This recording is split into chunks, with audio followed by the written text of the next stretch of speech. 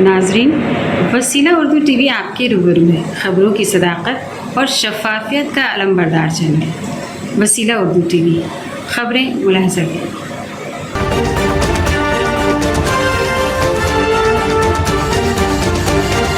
Dark net پر غیر قانونی تجارت، کئی ممالک میں چھاپے گرفتاریاں۔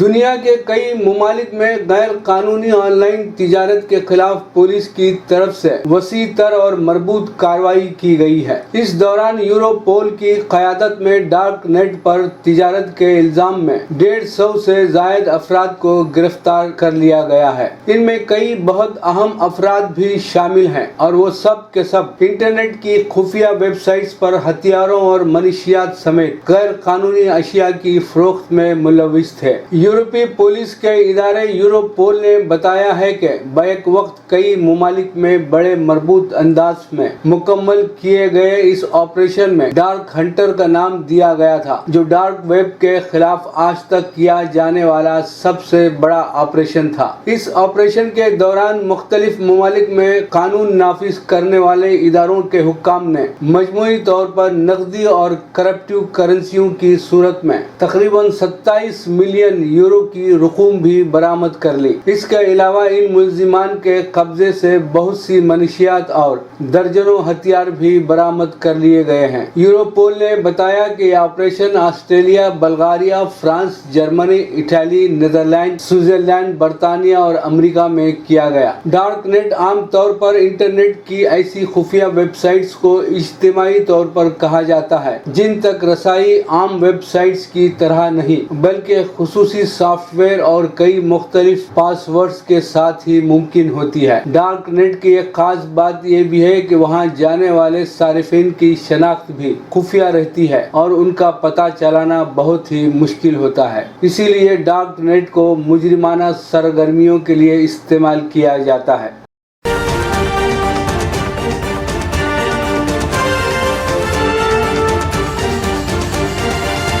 ایران کا نومبر تک جوہری مذاکرات بحال کرنے کا اعلان۔ ایرانی حکام نے کہا ہے کہ وہ سن 2015 کے جوہری معاہدے کو بحال کرنے کے حوالے سے ایک عرصے سے تعطل کے شکار مذاکرات دوبارہ شروع کریں گے۔ نئی ایرانی حکومت کی عدم دلچسپی کے رویے نے عالمی برادری کو تشویش میں مبتلا کر دیا تھا۔ ایران میں اگست میں نئی حکومت کے قیام کے بعد سے ہی سن 2015 کے جوہری معاہدے کو بحال کرنے کے حوالے سے ہونے والی بات چیت تعطل کا شکار ہے۔ ایرانی حکام نے بدھ کے روز کہا کہ وہ نومبر کے اواخر تک بات چیت دوبارہ شروع کریں گے۔ اس بات کا امکان ہے کہ سخت گیر اسلام پسند صدر ابراہیم رئیسی بات چیت میں اپنے پیش رو کے مقابلے میں زیادہ قدامت پسند رویہ اختیار کر سکتے ہیں۔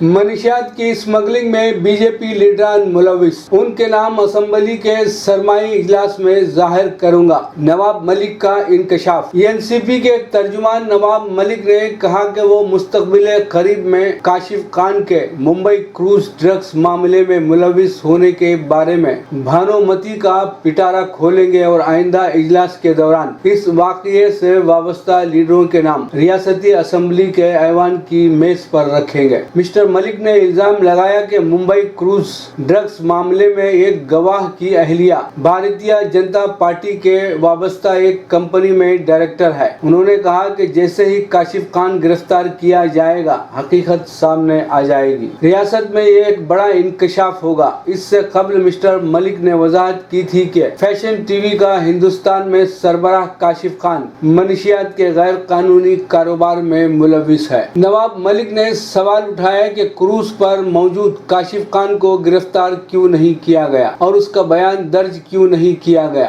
اسمبلی کا اجلاس دسمبر میں منعقد ہوگا۔ انہوں نے الزام لگایا کہ Kashif Khan narcotics control bureau کے علاقائی ڈائریکٹر سمیر وانکھڑے کا خاص دوست ہے اور وہ ایک دوسرے کو 10 سے 12 برسوں سے جانتے ہیں۔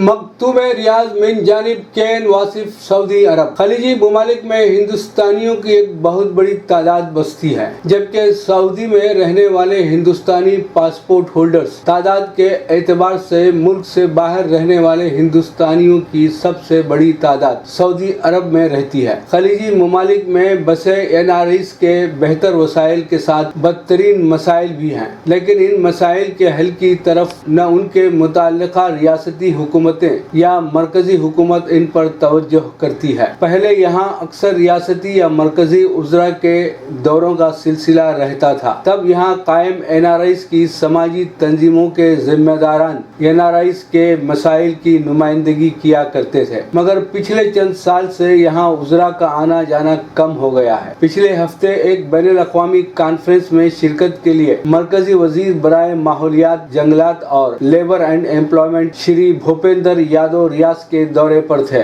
ان کی ریاض میں موجودگی سے فائدہ اٹھاتے ہوئے NRIs کے ایک وفد نے پرواسی بھارتیہ ایوارڈ یافتہ سماجی جہدکار شہاب کٹوکڑ کی قیادت میں مرکزی وزیر سے نمائندگی کی اور انہیں ایک تفصیلی میمورنڈم پیش کیا. اس یادداشت میں NRIs کے جن مسائل کا ذکر اور ان کے حل کی گزارش کی گئی ہے وہ اس طرح تھے: لیبر پالیسی برائے غیر مقیم ہندوستانیوں میں کچھ ترمیمات کی نشاندہی، گھریلو ملازمین جن میں خدامہ، ڈرائیور، مالی وغیرہ جو یہاں سب سے زیادہ استحصال کا شکار ہوتے ہیں، اس کا سدباب، اگریمنٹ کے مطابق کام اور تنخواہ کا نہ دیا جانا، تنخواہ کی ادائیگی میں تاخیر اور اختتام ملازمت کی رقم، گریجویٹی کی ادائیگی سے انکار یا تاخیر. ڈرائیورز کا ایک بڑا مسئلہ ہے کہ کچھ کفیل انہیں بغیر انشورنس کی ہوئی گاڑی دے دیتے ہیں اور حادثے کی صورت میں ذمہ داری ڈرائیور پر ڈال دیتے ہیں.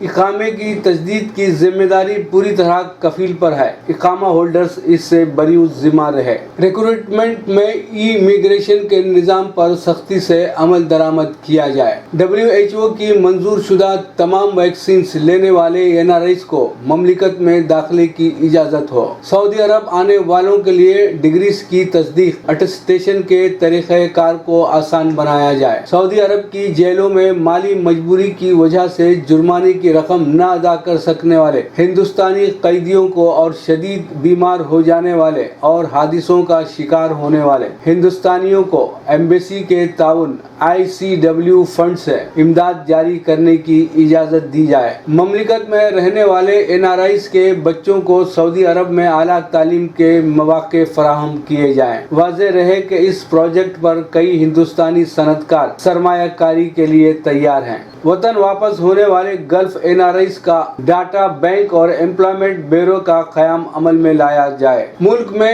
NRIs ویلفیئر فنڈ کا قیام عمل میں لایا جائے اور مرکزی حکومت اس کے لیے فنڈز ادا کرے. کیرلا کے ضلع اڈکی میں واقع ملا پریار ڈیم، جس کو تعمیر کیے ہوئے 1.5 سال کا عرصہ ہو گیا ہے، یہاں ایک نیا ڈیم تعمیر کیا جائے تاکہ اس ڈیم کے اطراف کے علاقے کو جانی اور مالی نقصان سے محفوظ کیا جائے. مرکزی وزیر بھوپیندر یادو نے وفد کو یقین دلایا کہ وہ اپنی وزارت کے تحت آنے والے اور دیگر وزارتوں سے تعاون حاصل کرتے ہوئے سعودی NRIs کے مسائل حل کرنے کی ہر ممکن کوشش کریں گے اور آئندہ پارلیمنٹ اجلاس میں یہ تجاویز بھی پیش کریں گے. مرکزی وزیر سے ملاقات کرنے والے وفد کے ہمراہ سفیر ہند ڈاکٹر اوصاف سعید بھی تھے. اس وفد میں جن سماجی کارکنان نے NRIs کی نمائندگی کی ان میں شہاب کٹوکڑ، دیپک یوگاچاریہ سومیا، راجیو مکونی، بپن رام چندرا، گوپا کمار تریسور، اینٹونی ریول، وسو دیون پلائی، غلام محمد خان شامل تھے. لیجیے حاضر ہے پروگرام ورق ورق چہرہ، کتابوں پر تبصرے اور النکاروں کے تعارف پر مشتمل یہ ہمارا پروگرام ورق ورق چہرہ. اقبال اور آرزوئے انقلاب، مصنف پروفیسر عبدالحق، قیمت 129 روپے، صفحات 240. مشمولات: حرف آغاز، حدیث رسول اور شعر اقبال. اقبال اور آرزوئے انقلاب. اقبال کا تصور مملکت و امارت، اقبال کا تصور معیشت و معاشرت. مطالعہ اقبال میں متن کی معنویت، فلسفہ خودی کے چند امتیازی نکات فارسی کے حوالے سے. اقبال کے شعری تکرار، اقبال کی داستان سرائی، بالے جبرائیل کی نظموں کا امتیاز، اقبال بچوں کے بڑے شاعر، اقبال معاصرین کی نظر میں، فکر اقبال کے عصری حوالے، اقبال نامہ، مسجد خرطبہ کا پس منظر، اقبال کے بنیادی افکار، منظوم مضامین، القرآن المجید، چند ہم عصر اقبال شناس، تبریک و تبصرے۔ رابطہ کتاب دار ممبئی، فون نمبر 9869321477۔